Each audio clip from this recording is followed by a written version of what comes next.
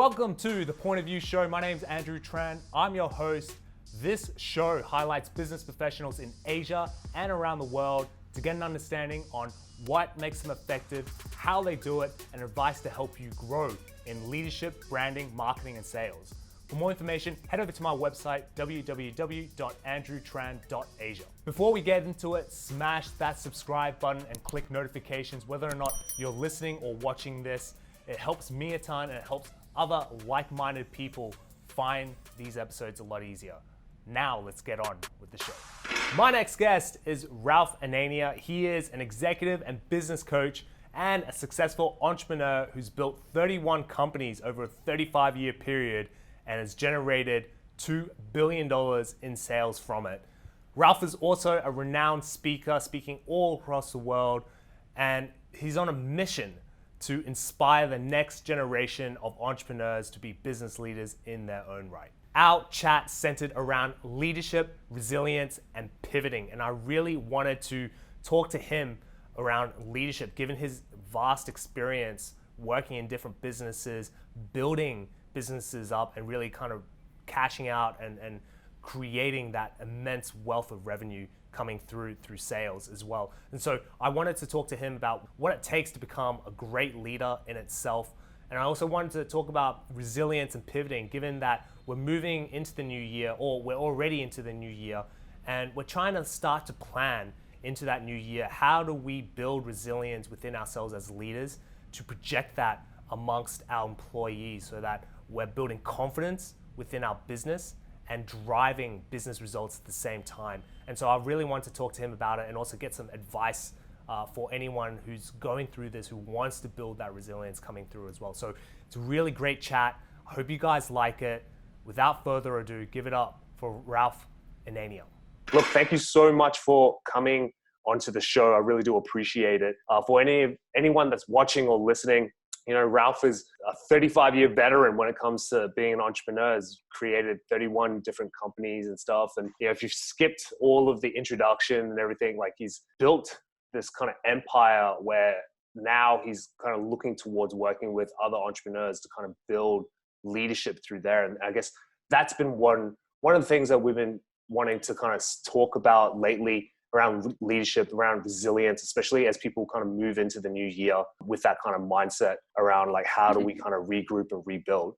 So Ralph, for anyone who's watching or listening, how did you get into executive coaching in the first place? So back in 2008, I had sold my flagship company to an Australian public listed company, and I had many challenges through my business years, and have come close to bankruptcy 3 times. And every time I had come out of it growing and becoming stronger and building resilience. And when I had sold out in 2008, one of my suppliers came to me and said, Ralph, if you don't mind, can we have a private chat? So I went and saw him in his office, and he said, look, we're in serious financial trouble, and I know that you've been through some challenges over the years, you know, and I was wondering if you could help me, because we're close to the bank's winding us up. So I went in and had a look at his business, and you know, fast forward a little bit, I guess what I did was I was able to go into his business, look at what they were doing, where they were struggling, why the banks were after them, and I basically took over all negotiations with the bank. And the reason I did that was because I know what I had gone through, and when you're emotionally attached, you don't seem to function on a commercial level, so you're making decisions that may not serve you. This guy's solicitor and accountant had advised him to just wind up and take the hit. And I don't like that, because I think that's the easy way out, and it's also cheating, and it's also affecting other people's lives that you owe money to. So I basically went in, took over the negotiations with the banks, done a deal, and literally between 18 months and 2 years later, we'd turned his business around completely, and he ended up selling it for just under 15 million. And that sort of started my journey on developing this following of being a business turnaround expert. And I was referred to more people, and over the years, it's just been a lot of referral So I've gone in and predominantly sat with people, guided them through their journey and showing them what they can't see. So it's very important to understand that as a business owner or an entrepreneur, sometimes, you don't have all the answers. And a lot of people that in business make this mistake, that they generally make a decision as the business owner because they feel that it's their responsibility, but they don't know the decision, if the decision they're making is the right decision. So they just make a decision because they say, well, I'm the owner, I've got to make a decision. By having a coach or a mentor beside you, you can always have that support and knowing that you can bounce off and discuss and look at different alternatives and expand the thought process before making a decision. So that way you've got more alternatives to work with. So from that point back in 2008, I think in 2010, I started to become a little bit more structured and serious about it. And then in 2012, I sold another business that I had that was consuming a lot of my time. And I basically went out and created my global presence by speaking on, many, like hundreds of stages across 14 different countries, and developed a number of programs, but they were developed by me with my own personal experience. So they were programs that I had created on the back of what I had learned in all of my years in business and growing my organization. So, and then that sort of opened the door to more and more mentoring and coaching, because people would come to the events and then want to be coached privately and personally by me. So yeah, that's how I got into it. Nice. So for anyone who's watching, listening, we'll dive a little bit into it, especially what's happening right now with the situation and how, it's affecting quite a lot of businesses, especially small to medium businesses. But I want to kind of switch gears a little bit and touch on something that you spoke about before, which was leadership, right? Making decisions, being that leader. And, with your years of experience, your wealth of knowledge, what makes a good leader? A good leader is somebody that can step up, support, and guide their team or the people around them to give them the inspiration that they need to continue on the path together. Now, a lot of people mistake a leader with a manager, and a manager will give orders. A manager is basically there to give orders and manage the process. A leader is somebody who will inspire and look at creating leaders themselves, right? Yep. And that's the difference. That's very, very important aspect of a leader, because a leader is not about the personal significance or the personal elevation. It's about, what can I do to elevate you to the level that you could become a leader? That's what a true leader is. And unfortunately, in the commercial world, too many people mistaken a leader and a manager as being the same thing, and they're totally not. They couldn't be any further apart. When you come towards a situation where you work with, say, a small to medium business, and you observe something similar to that, where potentially a manager or a senior leader is acting more as a manager, more as a taskmaster, rather than trying to facilitate and develop their managers underneath them. Is there, I don't know, how do you broach that subject with them? Is it a difficult thing to kind of broach? For me, it's not, because I'm a very black and white sort of a person. I don't like to confuse a conversation. I like to be very, very upfront. And one of the things that when people work with me, they know that a discussion that happens is purely and simply commercial. It's not personal. So if I'm going to pull you up on something and make you aware of it, it's not attacking you personally or your character. It's addressing the situation from a commercial perspective. And therefore, it's very, very clear. So I have no issue in bringing it up and being direct, because in a lot of cases, the person that you're speaking with may not know, and it may not necessarily be their fault, and they may have been taught something different.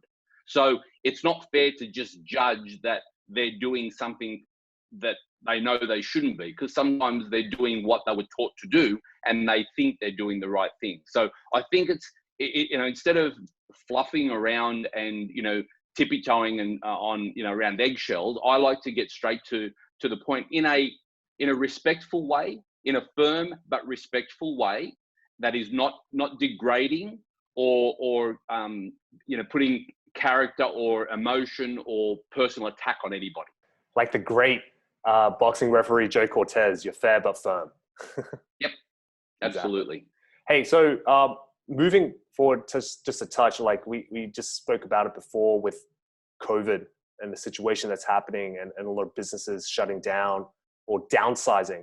Has that changed, I guess, the way of which leadership is conducted? Or do you feel like the principles still need to remain the same, but adjustments will need to be made based off the size and the scope of the business?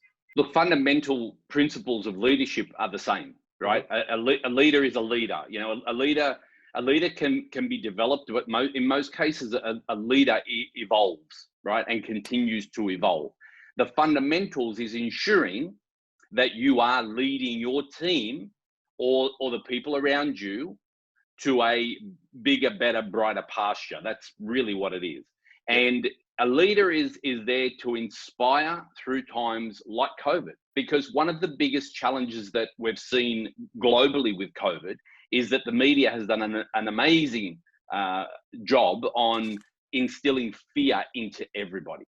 So what a leader needs to do is to eradicate the fear and give their team confidence and hope. And through that, you will get through it. So the fear takes control, and then the decisions made from a fear-based position will never be one that comes out with a great solution or a great result. So when you eliminate the fear and you bring it back again to commercial, and you look at the situation and address each part of it, you can then move forward and achieve the results that you're looking to as you grow out of it. Because regardless of what situation you're in, there is, and moving out of COVID is growth. We're moving out, which means we're growing into another phase of business, of life, of our journey. We're growing, right? That's really what life is. COVID is just one of those obstacles that have come in the way. And that's how you have to treat it, right? You have to treat it as an obstacle. Now, the businesses that have had to shut down, there are a number of reasons why businesses have had to shut down. But probably the biggest is that most businesses weren't prepared for a crisis. And one of the things that I like to do with my clients all the time, no matter where they are, no matter what industry they're in, is I always say to them, prepare your business for sale, even if you never want to sell it. And what that does is it sets them up very, very strong. And if a crisis was to hit, they can weather that storm. And usually when you're setting your business up for sale, you've got all of the areas of your business covered, and you will mitigate your risks. So you will look at what may potentially be a risk, and you'll work towards a contingency. And even if that never happens, you know what to do if it ever does happen. So, can we know that COVID's going to be, it come upon us and nobody knew?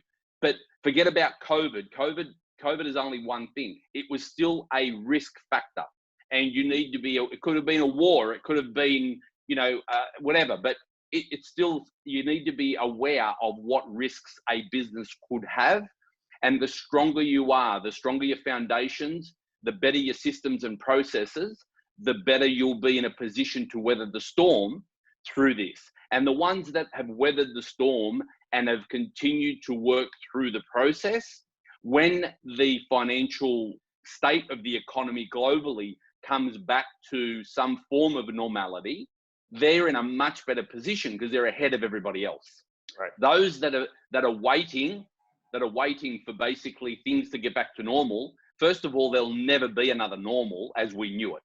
There is a new normal which will be evolving, but there is no normal. So those people that are waiting have let everybody around them surpass them. So it's really being prepared, not just from the commercial and physical state. You need to be prepared from a mental state, and mental plays a big part. A lot of people discard that, Andrew, but mental plays a big part, and fear-based decisions don't serve anybody.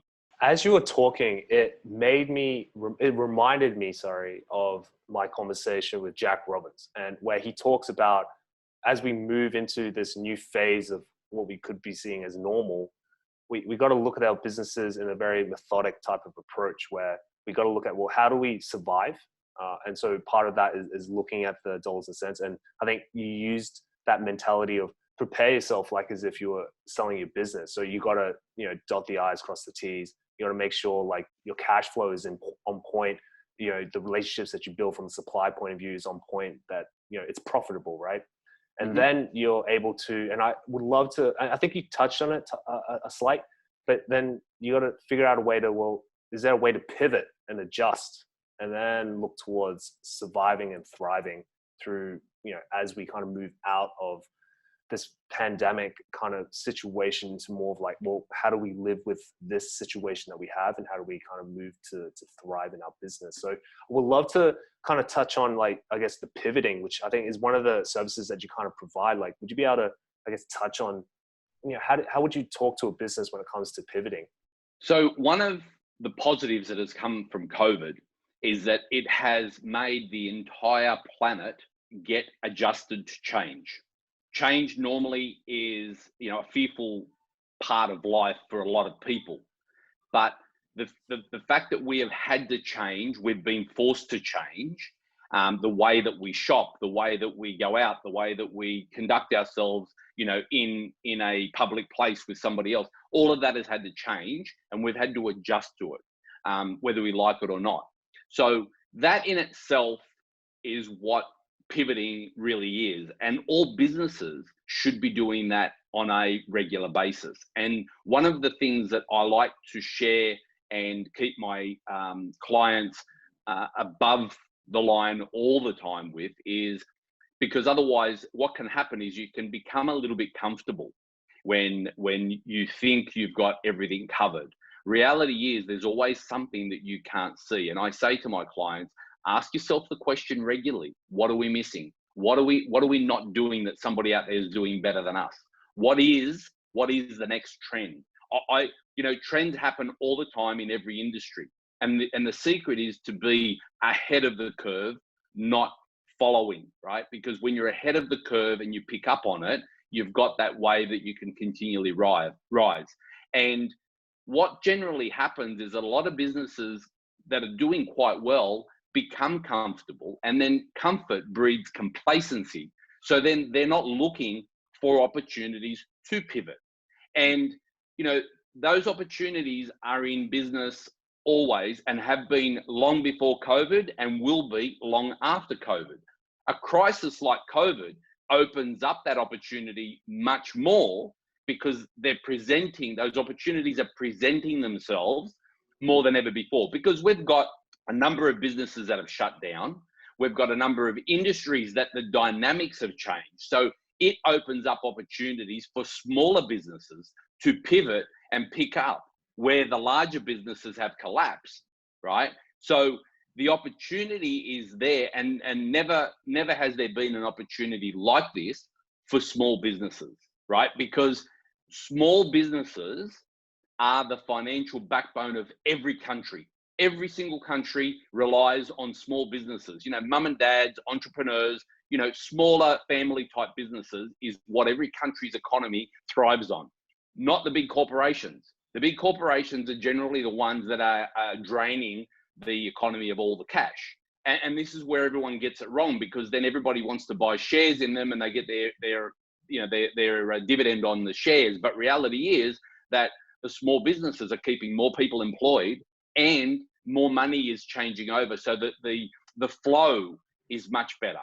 So the opportunities come from being alert, from asking yourself what it is that you could be missing, and always making sure that you're ahead of trend, whatever that trend is in any industry. And we've seen it in a lot of industries over the years. You just need to be ahead of the game. And unfortunately, a lot of people aren't focused on that. They don't put enough emphasis on it. So yes, this is a great opportunity to pivot and look at things that you may not have even thought of in the past or considered in the past, that has been staring at you, but it's very evident today. And the reason I say this is because I have some retail clients in food, and I had been telling them for a long time to move online, because it was where everything was going. But because their business was so strong, and they were making a lot of money from bricks and mortar, like from a shopping center physical store, They never they dabbled in it, but they weren't serious about it.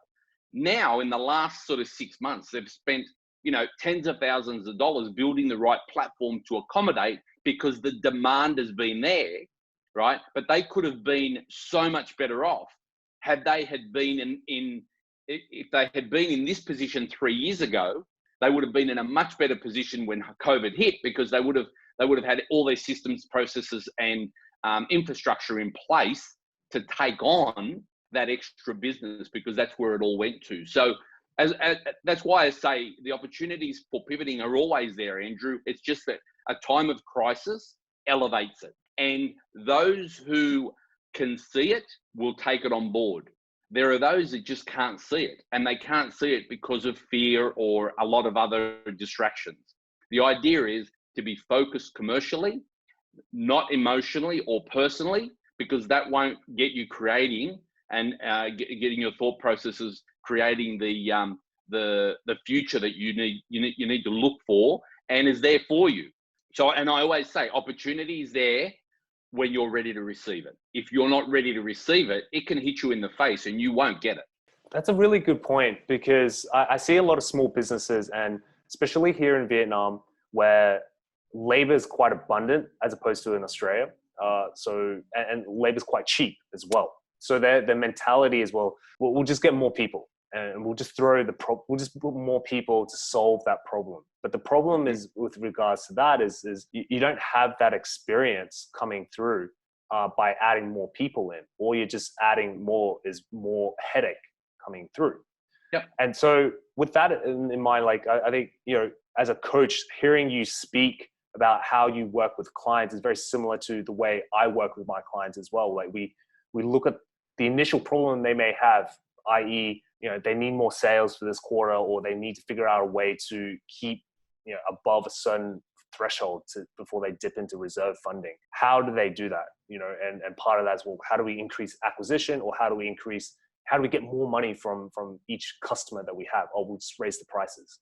That's like a knee-jerk type of reaction. And then I think you've explained it really well, really methodically. It's like, hey, let's not look at the emotional part. Let's break it down clearly and kind of say, hey, how do we break down this problem and then reconstruct it in a fewer moving pieces, so that we're then looking at the real problem based off what our customers are doing, the behaviors that our customers are having at the moment, how they're reacting to the external environmental factors, such as the situation, COVID, pandemic. And also, how do we look at the trends, the curves that are happening? What is happening within our industry that will be a disruptor or potential game changer? And I think that's where having someone like yourself with experience from a business operational perspective, and then having someone like myself as well with that kind of delivery experience coming through, will help small businesses execute and define what their particular crisis or situation is, or the challenge is, in order to develop the solutions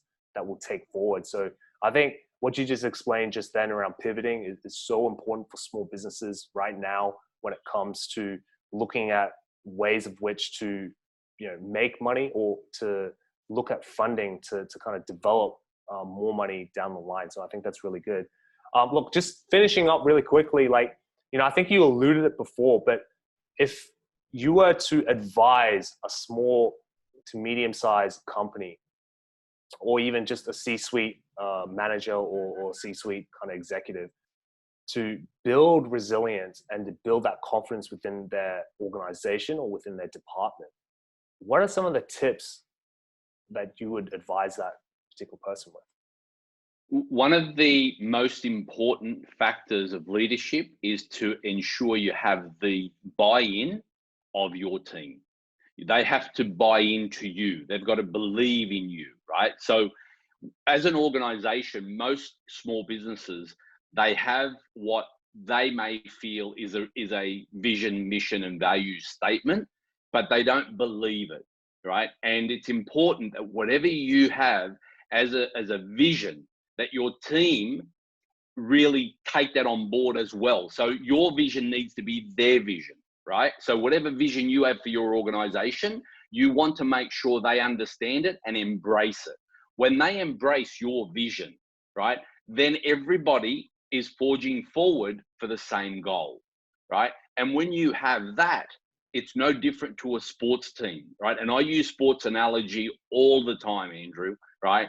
When you've got a winning team, you've got premierships coming to you. The same in business. When you've got a winning team, you've got cash that comes to you. The bottom line takes care of itself. So that is probably one of the parts that is the most critical, right? Then the better you develop your team, so invest in your team. The better you invest in your team and develop them, the more it allows you as the owner or senior leader, the more it allows you to go out and innovate. So you can go out there and look for opportunities, because when you've got the right team behind you, you can go and you might look at an acquisition and the team behind you will embrace it and make it happen, right? Just because you've got the checkbook to be able to buy somebody out, your competitor out, you need your team to implement and make it seamless, right? The transition has to be seamless. That's where you need your team. So if they come along with the same vision as you've got, then you'll be successful. And unfortunately, a lot of small businesses that I have worked with and seen over the years in all areas in every industry and all areas of the globe, right? So not just particular one country. I've worked with many entrepreneurs in many different countries, and it's the same. Small businesses have this great vision, but they don't share it with their team. And it's not because they don't want to share it. They don't understand the value of sharing it. So it's really important that you embrace the team, that they believe in you, they believe in your vision, and you give them the support and confidence to continue to move forward and allow them to make mistakes, because they'll learn from their mistakes. So get your team to deliver at 80-85% and show them that there's room for growth. If you expect 100% and they're not delivering, you're going to be disappointed. Expect 85 and show them that there's room for growth that you're going to help them grow into. They will support you more than you understand or you can imagine. I like that. Realistic, like be realistic with regards to the targets. And I like the earlier section you talked about a system, essentially like building a winning team, right? It comes down to a system, and using the sport analogy. Like if we take rugby league, for instance, the reason why the Maroons have been so dominant, probably not in the last couple of years, but before then, over the last 11, 12 years, is because they built an academy. They had a system where they were able to groom young halves, young stars into the playmakers they are today. And so I think that's really important. And then switching it back into the kind of business world, it's also the people is so important. The processes that you build is also important, and the platforms of which you're going to deliver the communication, the relationship that you're going to build between the internal parts of your team to help deliver it for your customers is also really important. So that people process platform is so important. So Ralph, thank you so much for your time. For anyone who wants to reach out to you, what are the best channels to reach out to you by? Look, they can go to my website, which is ralphanania.com. Also, I'm very heavily active on LinkedIn, Facebook, Instagram. Just Google Ralph Anania and you'll find me, or they can send me a email, just ralph@ralphanania.com, and I'm more than happy to connect with anybody there. So great. Thank you so much. And for anyone who's watching or listening, I'll put them in the show notes below. So thank you so much, Ralph. Thank you so much, and everyone else. Thank you for watching and listening, and I'll see you on the next episode.